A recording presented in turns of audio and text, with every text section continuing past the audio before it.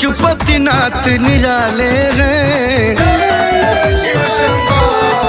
कहीं विश्वनाथ कहीं अमरनाथ कहीं पशुपतिनाथ निराले हैं। कोई और नहीं ये तो अपने ही बाबा डमरू वाले हैं।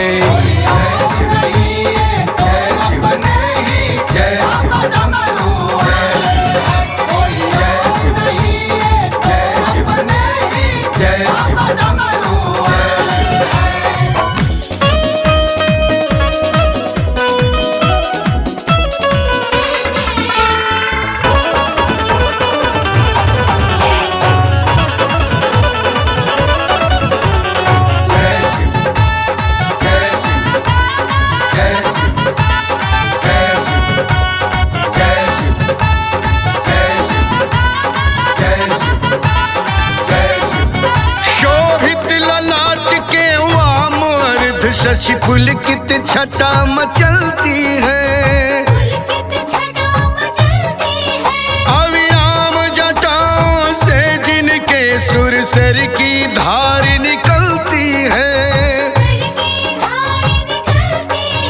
अद्भुत स्वरूप की छवि अनूप सर्पों की माला डाले हैं। कोई और नहीं ये तो अपने ही बाबा डमरू वाले हैं।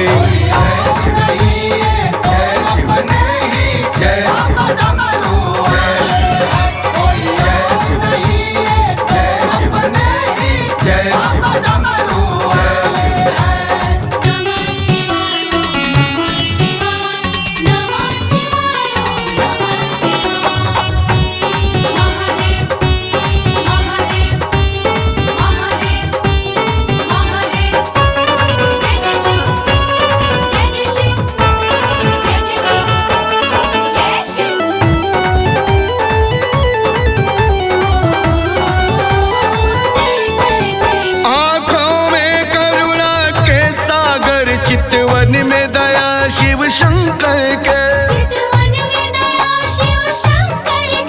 सांसों में भूत भविष्य और है वर्तमान प्रलयंकर के। अनुरागी भी बैरागी भी जो तीनों लोक संभाले हैं। कोई और नहीं ये तो अपने ही बाबा डमरू वाले हैं।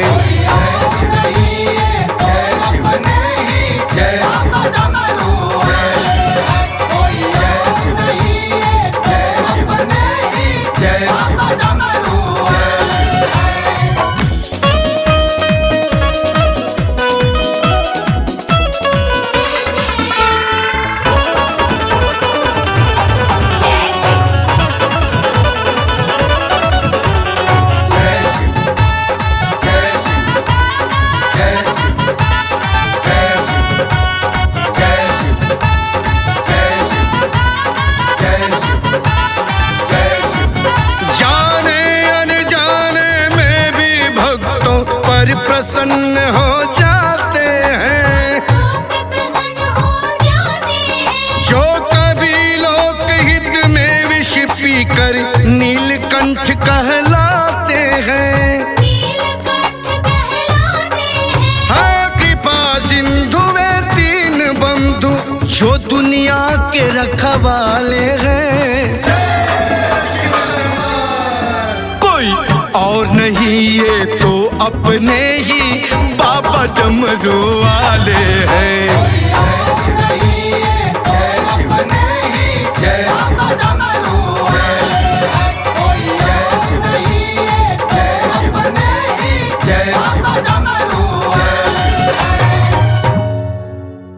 कोई और नहीं ये तो अपने ही बाबा डमरू वाले।